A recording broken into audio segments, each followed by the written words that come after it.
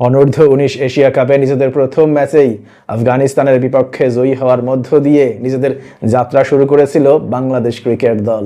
আজকে নিজেদের দ্বিতীয় ম্যাচে এসেও সেই জয়যাত্রা অব্যাহত রাখল বাংলাদেশ। আজকে নিজেদের দ্বিতীয় ম্যাচে তারা নেপালকে পরাজিত করার মধ্য দিয়ে সেমিফাইনাল নিশ্চিত করলো। অন্যদিকে এই গ্রুপেই অবস্থান করছে শক্তিশালী শ্রীলঙ্কা, এবং শ্রীলঙ্কাও আজকে টানা দ্বিতীয় জয়ের দেখা পেল। প্রথম ম্যাচে শ্রীলঙ্কা ক্রিকেট দল নেপালকে 55 রানের ব্যবধানে পরাজিত করেছিল। আজকে দ্বিতীয় ম্যাচে এসে আফগানিস্তানকে 131 রানের বড় ব্যবধানে পরাজিত করলো, এবং টানা 2 জয়ের মধ্য দিয়ে তারাও সেমিফাইনাল নিশ্চিত করলো। এখন এই গ্রুপ থেকে কে গ্রুপ চ্যাম্পিয়ন হবে সেটা নির্ধারিত হবে গ্রুপ পর্বের শেষ ম্যাচে, যেখানে মুখোমুখি হবে বাংলাদেশ এবং শ্রীলঙ্কা। আমরা যদি আজকের এই ঘটনাবহুল ম্যাচের দিকে তাকাই, তাহলে দেখতে পাই আজকের এই ম্যাচের শুরুতেই টসে জয়ী হয়েছিল বাংলাদেশ, এবং টসে জয়ী হওয়ার পর প্রথমে নিজেরা ফিল্ডিং করার সিদ্ধান্ত নেয়, এবং ফিল্ডিং করতে নামার পর বাংলাদেশ দলের দুর্দান্ত বোলিং এর সামনে 45.4 ওভারেই সবকটি উইকেট হারিয়ে 141 রান করতে সক্ষম হয় নেপাল ক্রিকেট দল। আজকে বাংলাদেশ দলের হয়ে আল ফাহাদ, ইকবাল হোসেন ইমন এবং রিজান হোসেন প্রত্যেকেই 2টি করে উইকেট শিকার করেন।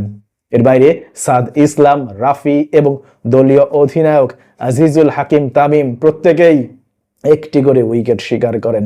পরবর্তীতে 142 রানের জয়ের লক্ষ্যে ব্যাটিং করতে নামার পর শুরুতেই হোঁচট খায় বাংলাদেশ ক্রিকেট দল, কারণ তারা দলীয় 1 রানের মাথায় তাদের উদ্বোধনী ব্যাটার কালাম সিদ্দিকীর উইকেট হারায়।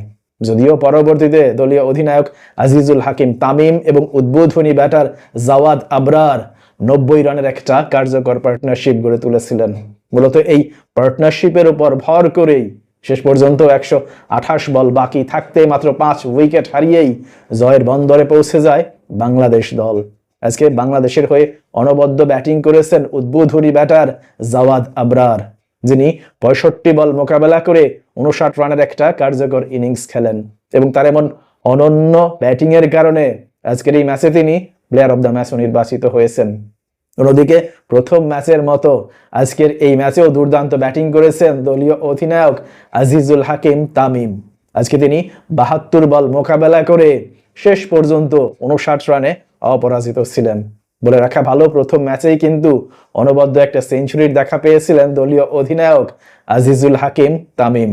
এবার যদি আমরা ভারতের দিকে তাকাই, তাহলে দেখতে পাই নিজেদের প্রথম ম্যাচেই কিন্তু তারা পাকিস্তানের বিপক্ষে 43 রানের ব্যবধানে পরাজিত হয়েছিল।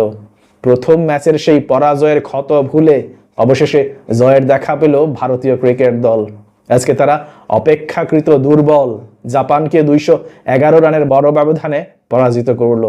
প্রথমেই ব্যাটিং করে ভারতীয় ক্রিকেট দল নির্ধারিত 50 ওভারে 6 উইকেটের বিনিময়ে 339 রানের একটা পর্বত সম ইনিংস দাঁড় করাতে সক্ষম হয়, যেখানে দলীয় অধিনায়ক মোহাম্মদ আমান 118 বল মোকাবেলা করে 122 রানের একটা দুর্দান্ত ইনিংস খেলেন। পরবর্তীতে 340 রানের জয়ের লক্ষ্যে ব্যাটিং করতে নামার পর জাপান ক্রিকেট দল নির্ধারিত 50 ওভার শেষে 8 উইকেটের বিনিময়ে 128 রান করতে সক্ষম হয়, এবং শেষ পর্যন্ত 211 রানের একটা বড় পরাজয় মেনে নিতে বাধ্য হয়।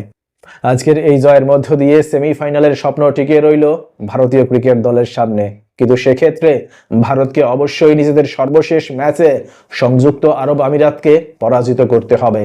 প্রশ্ন হচ্ছে, ভারত কি পারবে সংযুক্ত আরব আমিরাতকে পরাজিত করে সেমিফাইনালে পৌঁছে যেতে, কিংবা নিজেদের শেষ ম্যাচে কে জয়ী হবে, বাংলাদেশ নাকি শ্রীলঙ্কা?